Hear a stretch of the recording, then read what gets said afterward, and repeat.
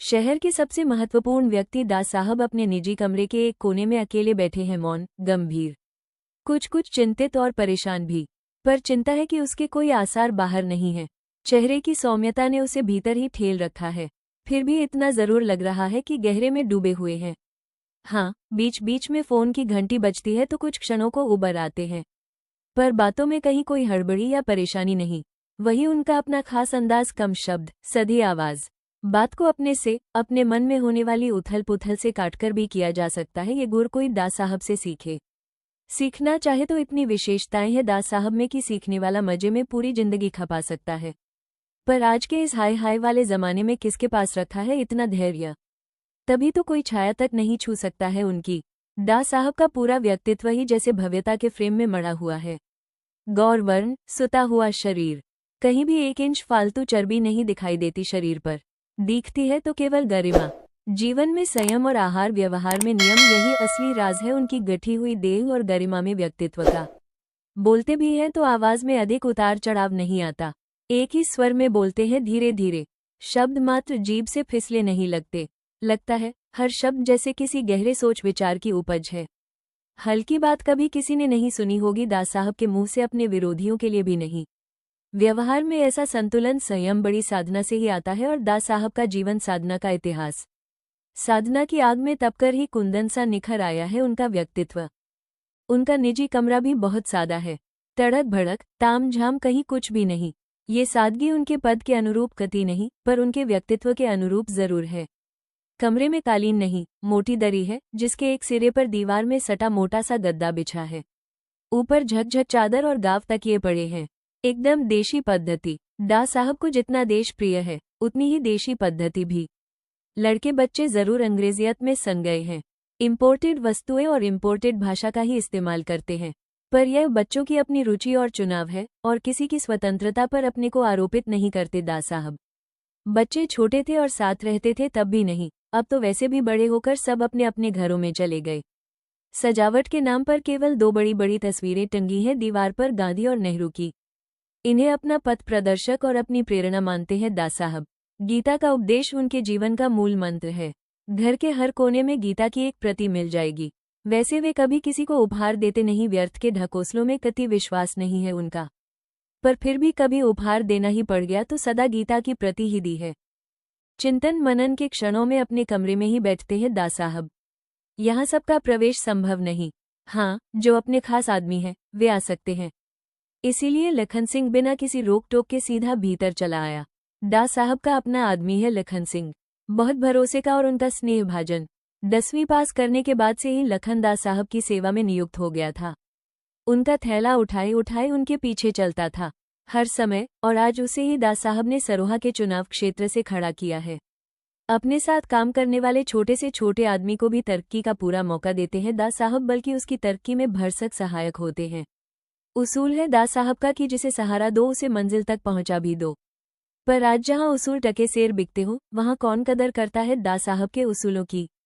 सब एक स्वर से विरोध करने लगे हैं लखन का। एक ही तर्क था सबका, सुकुल बाबू के मुकाबले खड़ा होने वाला व्यक्ति उनकी ही टक्कर का होना चाहिए। आखिर 10 वर्ष तक मुख्यमंत्री रहे हैं सुकुल बाबू इस प्रांत के। हारने के बाद भी रुतबा है उनका। उनके सामने लखन की औकात ही क्या भला? मुंह की खाएगी पार्टी। तर्क बिल्कुल ठीक था विरोध करने वालों का, एकदम ठोस और वजनदार। पर दास साहब की भेदक दृष्टि तर्क पर ही नहीं अटकती, मंशा तक पहुंचती है सीधी। सब अपने अपने आदमियों को घुसाने की तिकड़म में लगे हुए थे। मन बहुत क्षुब्ध हुआ था दास साहब का। लोगों में दिनों दिन बढ़ती यह पद लोलुपता कहाँ ले जाकर पटकेगी देश को? काम करने को कोई तैयार नहीं, पर पद के लिए सभी उत्सुक उतावले। लखन सिंह को जैसे तैसे टिकट तो दिलवा दिया, पर इतने से ही निश्चित होकर नहीं बैठा जा सकता है। विरोधियों के साथ साथ अपनी पार्टी के असंतुष्ट लोगों को भी संभाल कर रखना पड़ता है। वरना कोई आश्चर्य नहीं कि पार्टी के झंडे के नीचे ही नीचे उनकी जड़ें काटने का काम भी चालू रहे। आजकल चुनाव में दोहरी लड़ाई लड़नी पड़ती है। एक क्षण को भी आदमी चैन से नहीं बैठ सकता। हमेशा सतर्क, सावधान, अपनों से, परायों से, सभी से सचेत, एकदम चौकस। लखन को देखकर दास साहब ने स्नेह से स्वागत किया। आओ लखन, क्या समाचार है? पर लखन के तमतमाए चेहरे पर नजर पड़ी तो पूछा, क्या बात है? बाहर बहुत गर्मी है क्या? बाहर क्या, गर्मी तो मेरे भेजे में घुसी हुई है। ये जोरावर बाज नहीं आएगा अपनी हरकतों से, खुद तो मरेगा ही, हमको भी ले डूबेगा। गुस्से से लखन की कनपटियों की उभरी हुई नसें तक फड़क रही हैं। कोई विश्वास करेगा कि ये दास साहब के संरक्षण में पला हुआ आदमी है? एकदम उनके विपरीत, केवल रंग और कद काठी में ही नहीं, स्वभाव और आदतों में भी। छोटी छोटी बातें उसे बेहद उत्तेजित कर देती हैं। बोलता है तो इतने आवेश में कि हकलाने लगता है। दास साहब कभी नाराज नहीं होते उसकी इस बदमिजाजी पर। हंसकर इतना ही कहते हैं, तुम मेरे पूरक हो भाई। यूं भी दूसरों को उनकी कमजोरियों के साथ स्वीकार करना स्वभाव है दास साहब का। कहना चाहिए, उदारता है उनकी। इसी उदारता ने लखन को एक हद तक ढीठ बना दिया है, बस फनफनाता रहता है। अभी तो कुछ नहीं हुआ, बहुत मामूली सी बात हुई है। सरोहा में बसेसर नाम के एक आदमी को मरवा दिया गया है। लाश पुलिया पर पड़ी मिली। असली बात तो तब होगी जब हरिजनों के सारे वोट सुकुल बाबू के नाम पर जाएंगे। सब लोगों का अनुमान है कि जोरावर का है ये काम। चेहरे पर किसी तरह का कोई विकार नहीं आया दास साहब के। मालूम है आपको, अभी थोड़ी देर पहले ही सुना, स्वर इतना सहज और सपाट, जैसे कहीं कुछ हुआ ही नहीं हो। और यह भी सुना कि सारे गांव में भारी तनाव है जोरावर को लेकर। उसके सिवाय कोई नहीं करवा सकता ये काम। आगजनी वाली घटना पर किसी तरह लीपापोती करके गांव वालों को संभाले हुए थे। ऊंचे स्तर पर तहकीकात हो रही है, प्रमाण जुटाए जा रहे हैं। असली मुजरिम का पता लगते ही कड़ी से कड़ी सजा दी जाएगी। घरेलू उद्योगों के लिए आर्थिक सहायता की योजना के मरहम ने घावों को काफी कुछ भर दिया था। इसी स्थिति में चुनाव हो जाता तो ठीक था। कैसी बातें करते हो? दास साहब ने वाक्य पूरा नहीं करने दिया। घरेलू उद्योग की इस योजना से उनकी गरीबी पर जरूर मरहम लगाया जा सकता है, पर प्रियजनों के बिछुड़ने के दुख पर नहीं। आदमी का दुख जिस दिन पैसे से दूर होने लगेगा, इंसानियत उठ जाएगी दुनिया से। पर लखन तो अपनी ही रौ में बोलता चला गया। एन मौके पर इस बेवकूफ ने बिसू को मरवा दिया। अब कुछ नहीं होने का।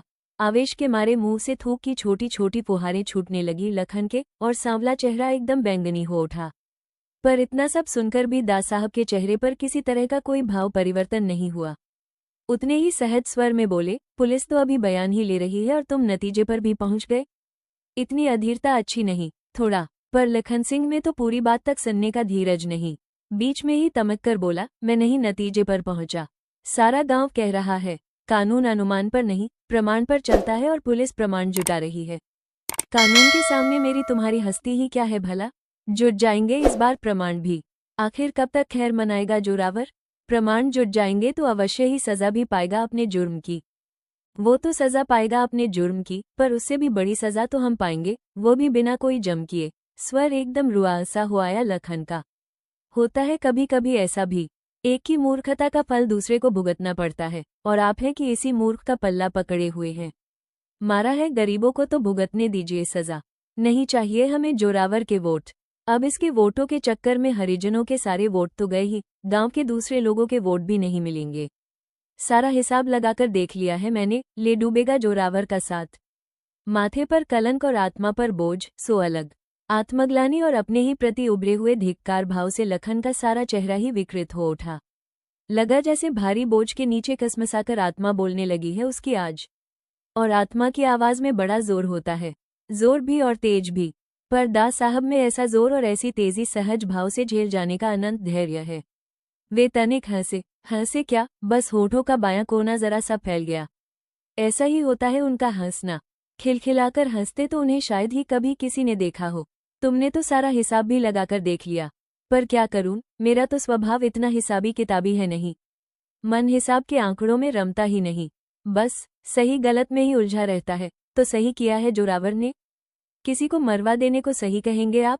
गुस्से के मारे लखन ने पीठ पीछे का तकिया खींचकर गोद में रख लिया और उसी पर हाथ फटकारने लगा।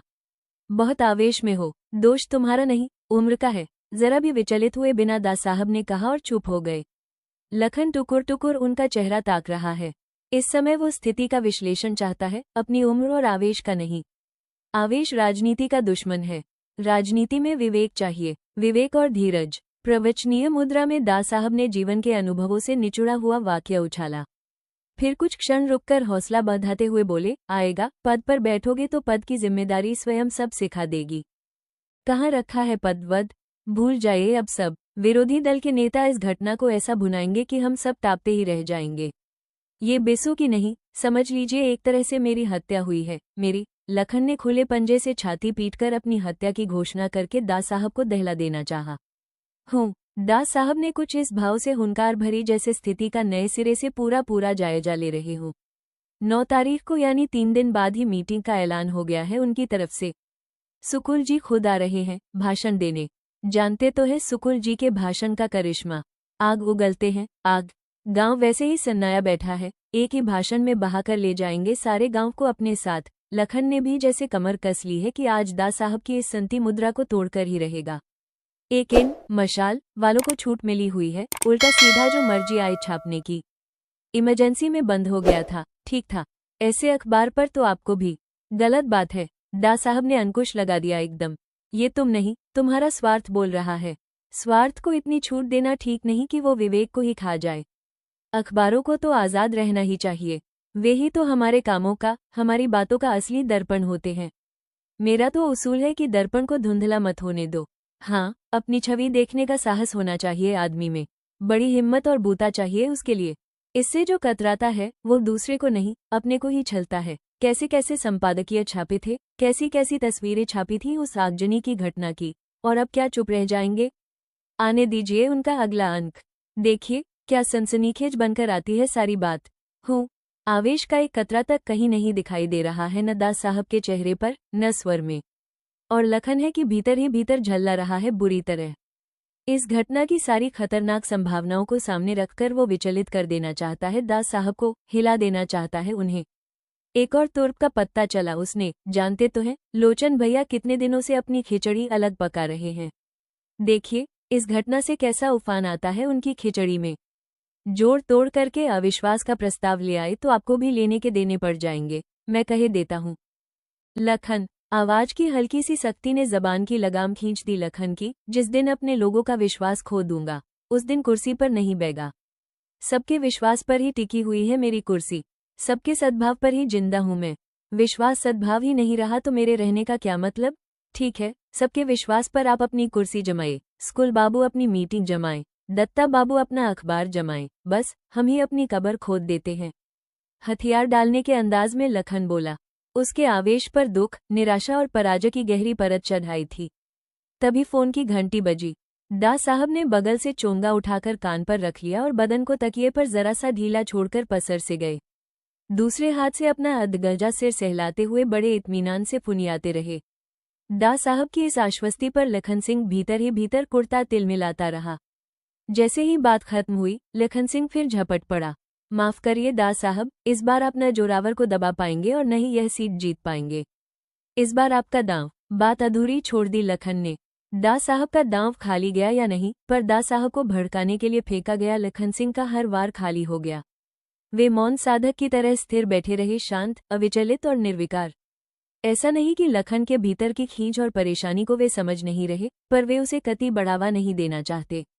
उन्होंने हल्के से अपना आसन बदला और शरीर को ढीला करके तकिए के हवाले किया। कुछ ठंडा पियोगे? फालसे का शरबत पियो, इसकी तासीर बड़ी ठंडी होती है। जवाब की प्रतीक्षा वे नहीं करते, अपनी कही बात ही उनके लिए अंतिम होती है।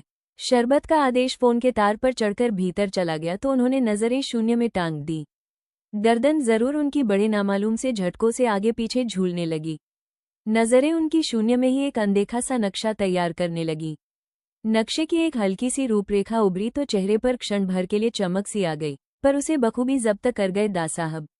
लखन अच्छी तरह जानता है कि दास साहब की नजरें जब शून्य में गड़ जाएं तो समझ लो वे खुद समस्या में गहरे धंस गए, और जब धंसे हैं तो कोई न कोई सिर पैर तो खोज कर लाएंगे ही। दास साहब की सूझबूझ का वो शुरू से ही बड़ा कायल है। बड़े बड़े संकट और घातक स्थितियों से उन्हें उभरते हुए देखा है उसने खुद अपनी आंखों से। केवल देखा ही नहीं, एक हद तक साझीदार रहा है उनका, पर बस एक यही साधुई मुद्रा खिंचा देती है उसे। नौकर आया तो बिना जरा भी आवाज किए उसने अपना गिलास ले लिया। किसी तरह का व्यवधान नहीं डालना चाहता था वो इस समय। थोड़ी देर बाद दास साहब ने अपनी नजरें शून्य में से खींचकर लखन सिंह के चेहरे पर गड़ा दी। भीतर तक उतरती नजरों के पैनेपन से असहज सा होने लगा लखन सिंह। इतनी देर से बैठा बैठा मन ही मन कोसे जा रहा था दास साहब को, कहीं वे भांप न ले। ये तो लखन सिंह भी जानता है कि अपनी योग्यता से नहीं, दास साहब की कृपा से ही उसे इस चुनाव के लिए टिकट मिला है। बहुत उठा पटक करनी पड़ी है दास साहब को उसके लिए। सुकुल बाबू के मुकाबले तो उसकी कोई हस्ती नहीं, अपनी पार्टी के और लोगों के सामने भी बहुत हल्का पड़ रहा था। पर दास साहब ने बांह थामी तो सारे विरोधियों को चित करते हुए लापटका किनारे पर। वरना उसकी अपनी लियाकत तो पार्टी दफ्तर में कुर्सियां उठाने बिछाने तक की ही है। यही उसका इतिहास भी रहा है, और यदि वो चुनाव जीता तो वो दास साहब की सूझबूझ और प्रेयल से ही होगा। पर अब तो कोई उम्मीद ही नहीं। फिर भी क्या नाम है इस लड़के का जो मरा? समाधि से उबरते हुए दास साहब ने पूछा। बिसे सर, बिसु कहते हैं गांव वाले। ठंडी तासीर वाला शरबत पीकर भी लखन सिंह की आवाज में घुली खींच और निराशा कम नहीं हुई। जाने क्यों उसे बार बार लग रहा था कि खेलने से पहले ही वो बाजी हार गया। कितना तो सीधा सा हिसाब था, पता नहीं दास साहब कैसे चूक गए। चंद क्षणों के लिए फिर मौन और दास साहब की नजरें शून्य में। ये लड़का 8 महीने पहले ही तो जेल से छूटकर आया था ना। 4 साल तक काटी है इसने जेल। आपको कैसे मालूम? लखन हैरान हो आया। तो दास साहब सक्रिय हो चुके हैं इस दिशा में। मालूम तो करना ही होता है भाई। न मालूम करने से जिस पद पर बैठा हूँ उसके साथ न्याय कर सकता हूँ भला। पर इतना सुनकर भी लखन के चेहरे पर अटका सवालिया निशान जैसा का तैसा बना रहा तो दास साहब बोले, जी ने फोन किया था सवेरे। क्या बताया? सब कुछ जान लेने की उत्सुकता ने एकदम अधीर कर दिया लखन को। किस बारे में? यही बिसु की मौत के बारे में। मालूम है इस केस के सारे कागजात DI के पास पहुंच गए हैं। दास साहब ने केवल गर्दन हिला दी। आपने कोई आदेश नहीं दिया? मेरा मतलब है कोई संकेत की रिपोर्ट तैयार करते समय। दास साहब से नजर मिलते ही लखन का वाक्य अधूरा ही रह गया। कैसी बात करते हो लखन? थोड़ी सख्त आवाज में दास साहब ने कहा। पुलिस वालों का काम है कि बयानों और प्रमाणों के आधार पर रिपोर्ट तैयार करें और ईमानदारी से करें। इसी बात की तनख्वाह दी जाती है उन्हें। ऊपर से आदेश थोपा जाएगा तो न्याय कैसे करेंगे? इन्हीं स्थितियों के खिलाफ लड़ने के लिए तो इतनी बड़ी क्रांति की हमने, और तुम।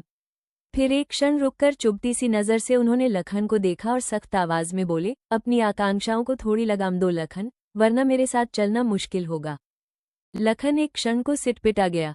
दास साहब खुद ही बता दे कि इस सारे मामले को कैसे निपटाने जा रहे हैं तो वो इतना सब कहे पूछे ही क्यों। पर दास साहब ने फोन उठा लिया और वित्त मंत्री से किसी योजना के बारे में बात करने लगे। लखन बैठा भीतर ही भीतर कुर्ता तिलमिलाता रहा। उसे तो इस समय दुनिया की सबसे महत्वपूर्ण बात बिसु की मौत ही लग रही है। उसके प्रति कोई उदासीन कैसे रह सकता है भला? या फिर उसे इतने सहज सामान्य ढंग से कैसे ले सकता है, जैसे बिसु की मौत कोई मामूली बात हो, सिर्फ एक आदमी का मरना भर। फोन खत्म हुआ तो फिर हिम्मत करके पूछा, DI का फोन आया किस लिए था? सर, वह अपने अपने को लेकर परेशान है। वो भी प्रमोशन के लिए छटपटा रहा है। स्वभाव है आदमी का, जो जहां है वहां से संतुष्ट नहीं, और चाहिए। पर DI का तबादला तो रुक गया था, तब इसका प्रमोशन कैसे होगा? लखन की हर बात में शंका लिपटी जिज्ञासा कायम है बदस्तूर।